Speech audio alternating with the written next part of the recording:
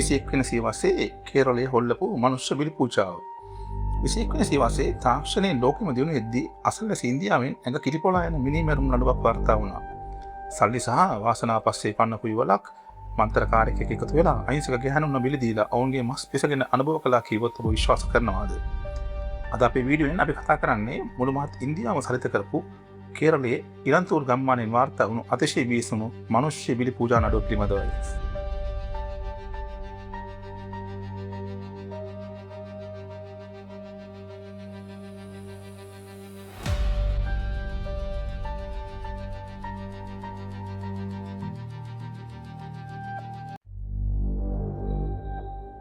අපරාධයේ පසුබිම සහ සැලසුම.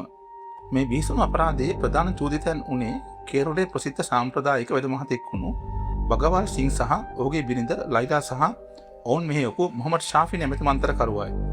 දැඩි මූල්‍ය හැඟයකින් පෙළෙනු මේ වෙද යුවලට මන්ත්‍රකාර ශාෆි අපූර්ව සිඳුමක් ලබා දෙනවා. ඒ තමයි දෙවියන් උදෙසා ගැහැණු බිලි පූජා පවත්වා ඔවුන්ගේ ලේ නිවස පුරා ඉසීමෙන් අතිමහත් ධන සම්පතක් ළඟා කරගත හැකි බව. මේ සඳහා ඔවුන් තෝරාගන්නේ සමාජයේ අන්ත අසරණව ජීවත් වුණු පාරවල් අසල් ලොතරැයිපත් අලෙවි කරපු පත්මා සහ රොස්ලින් කියන කාන්තාවන් දෙදෙනාවයි. විශාල මුදලක් දෙන බව පවසා ශාෆි විසින් ඔවුන් වෙද මහතාගේ නිවසට රවටාගෙන කැඳවාගෙන එනවා. අමානුෂික ඝාතනය 2022 ජූනි සහ සැප්තැම්බර් මාසවලදී මේ කාන්තාවන් දෙදෙනාව ඇඳන් මත තබා ගැටගසා සිහිසුන් නොකර ඉතා දරුණු ලෙස වද හිංසා පමුණුවා ඝාතනය කරනවා. ගලාගියලේ නිවසේ කාමර පුරා ඉසීමටත් ඔවුන්ගේ මස් කොටස් පිස අනුභව කිරීමටත් මේ තිරිසන් මිනිසුන් කටයුතු කර තිබුණා. නමුත් පාපය සංගවන්නට බැහැ. මේ කාන්තාවන් අතුරුදහන් වීම ගැන පොලිසියට ලැබුණු පැමිණිලි ඔස්සේ ජංගමතුර කතන සංඥා ඔස්සේ සූක්ෂම විමර්ශනයක් ක්‍රියාත්මක වුණා.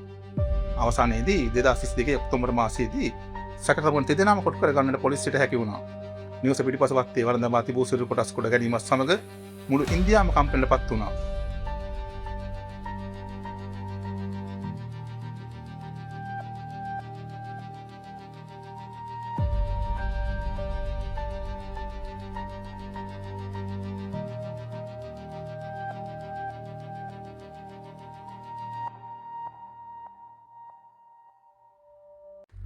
අවසානයේ තාක්ෂණය සහ අධ්‍යාපනයේ ඉහළම තැනක් තියෙන කේරළ ප්‍රාන්තයේ 21 වෙනි සියවසේදීත් මෙවැනි මිත්‍යා විශ්වාස නිසා අහිංසක ජීවිත බිලිවීම අදාගත නොහැකි කරුණක්.